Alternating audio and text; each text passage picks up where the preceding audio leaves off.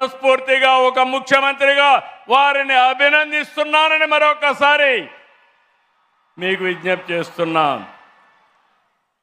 ఈరోజు 64 కోట్ల విలువైన ప్రాజెక్టుని ప్రారంభించుకున్నాం.